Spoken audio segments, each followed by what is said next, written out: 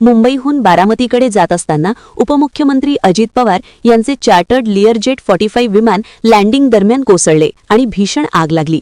या अपघातात अजित पवार यांच्यासह 5 जणांचा जागीच मृत्यू झाला। अपघातग्रस्त विमानाचे अवशेष आज 3 फेब्रुवारी बारामतीतील घटनास्थळावरून हटवण्यात आले। विमानाचा अर्धा भाग ट्रकमध्ये लोड करून तपासासाठी नेला गेला। यावेळी उपस्थित कार्यकर्ते, स्थानिक लोक भावुक झाले। अनेकांच्या डोळ्यात अश्रू आले। ओळख पटवण्याबाबत नवीन खुलासा।